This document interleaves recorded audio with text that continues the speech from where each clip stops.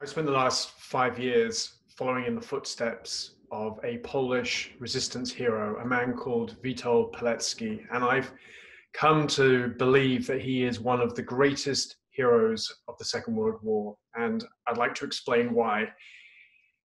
Pilecki was a member of the Polish underground, and in September 1940, he did the almost unimaginable. He volunteered to get himself arrested by the Germans to be sent to Auschwitz concentration camp in order to report on Nazi crimes there.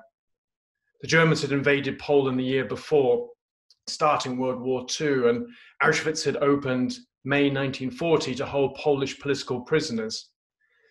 Over the next 2.5 years, Pilecki not only survived in Auschwitz, he also built up a resistance army of almost 1,000 men. They were assassinating SS officers, sabotaging facilities, and crucially, sending out reports about what was happening in the camp.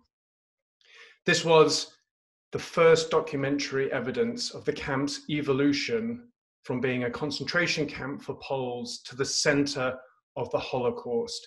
That's why his story is so important.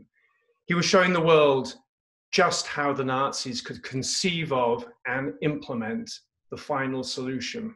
There's a reason why Pilecki's story is not well known. That's because at the end of World War II, Pilecki went on to fight against the communist takeover of Poland. And in 1947, he was captured by the communist secret police, put on trial after being brutally tortured and executed. In fact, today is the anniversary of his execution, a grim day. I think it's the right moment for us to commemorate Pilecki more broadly, because he has a message that I think can really resonate.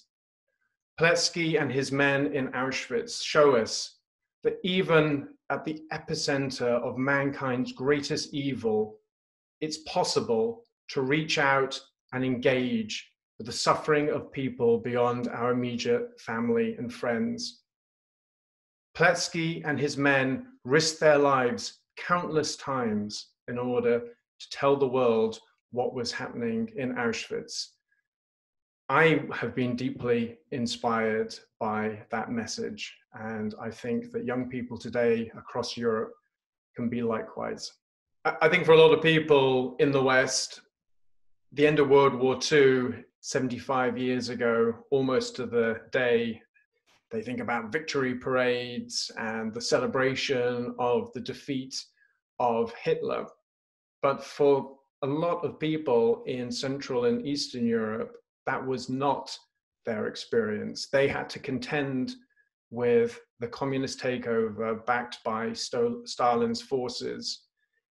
Hundreds of men and women who had fought desperately against the Nazi occupation of Europe were arrested and executed in Poland. Tens of thousands of more were imprisoned for years and years after the war, and indeed millions were displaced from their homes on Stalin's orders.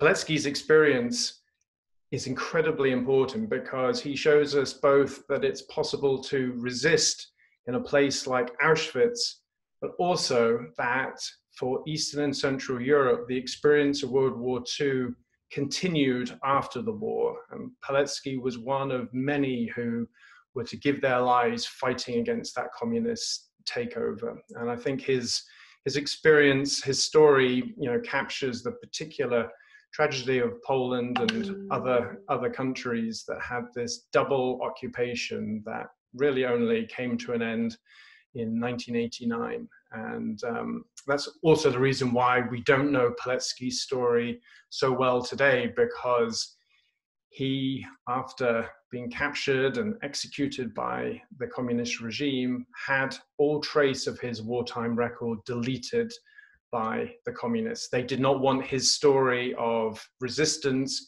inspiring others during their regime. And so all trace of his wartime records were deleted or hidden away in the archives. And it wasn't until the fall of the Iron Curtain that his family and researchers in Poland were able to start rediscovering his story.